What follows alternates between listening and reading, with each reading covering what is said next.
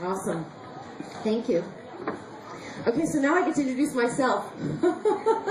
This is fun. So my name is Lori Spagna. I'll read my bio. I'm going to talk about how to have a two-way dialogue with your animal companions, why it's real, why it's scientifically valid, and how you can start doing it right away. I radically transformed my life after a series of near-death experiences while living in Maui. No joke. I'm the founder of Ethel's God, which spells dog's life backwards, because dogs are just mirror images of us, the people in our world, in their world. Ethel's God Dog Training and Ethel's God Spirit, which focus on a spiritual, holistic approach to animal communication and healing for the mind, body, and spirit in everyone, even the human variety of animal. I'm a professional intuitive animal communicator, canine behavioral expert, Akashic Records practitioner, if you know what that is, Reiki master, and energy healer with over 20 years of experience serving animals and humans around the world. I'm the author of the soon-to-be-released 2 Years in Maui. I was featured in the upcoming documentary called Animals in the Afterlife. I call myself a visionary and light worker because my love for animals is really what transformed my life. And I help people and animals to tap into their true power via the universal source, which connects us all. I also do a lot of really powerful energy work and educating others on how to do the work that I did. So let me just first say, by the way, you can find me easily at lorispagna.com, and if you go there, you can get a free class an intro class on animal communication, what it is, why it's real, and you can also get a free class on your intuitive gifts. Okay, we're all intuitive, really, we all are, we're just not tapping into it. So here's what I want to ask you guys. How many of you are already practicing animal communication with consciousness, knowing that you're doing it? Okay, good. Beautiful. How many of you are working in some capacity, either as a volunteer or as a rescue worker or a veterinarian, some capacity with animals? Awesome. How many of you out there are doubters about this stuff? Be honest. Beautiful. Doubters of the world, the only reason they're doubters is because they're not educated about the scientific fact about it. So it's not even, because it is actually scientifically valid. And the thing is that doubters of the world, what I've come to know from working with the doubters, is that they're in their left brain. They're really smart left brain creatures, but they haven't learned to access the right brain capacity, which is the experiential brain. That once we start moving into that capacity, we move beyond doubt. We move into knowing. So let me tell you a little bit about this, me, and I gotta make sure I'm watching that guy back there. Okay, so the thing for me was I was trained by a gentleman who spent 20 years training government service dogs at Lackland Air Force Base as a behavioral trainer. And what happened when I was working under his tutelage for the first year was that I started to hear the animals. I always was intuitively tapped into animals and their wisdom and what they knew. I always heard them and played with them and listened to them, but I didn't realize that everybody else wasn't doing it. And what happened when I was under his training was I started to get a lot of direction from him, from the animals, telling me things. I must have started a little later than that.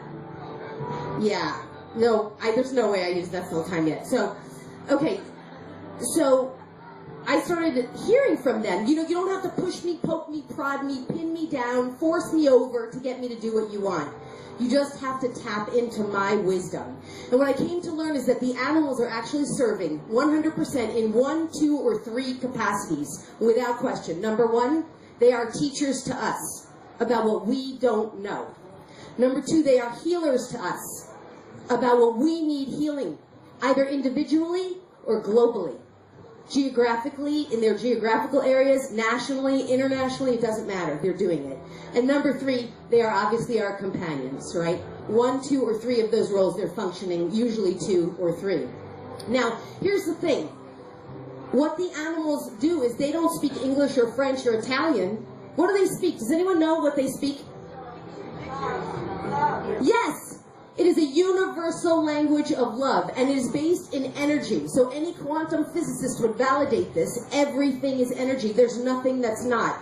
All energy is a language, and when you learn how to translate, receive that energy, and identify it through the experience of the right brain, and allow your left brain to give it a label that makes sense, you can know what every piece of energy is, and you can actually translate it into words. So there's an energy to fear, and worry and doubt and anxiety, and those things are really tight and stuck, and animals understand that energy, and there's an energy to joy and happiness and excitement and peace and harmony and kindness and compassion, and they speak that energy too. And they translate it for us, and they mirror it back to us and emulate it so that we can see it. And this is the language of animals.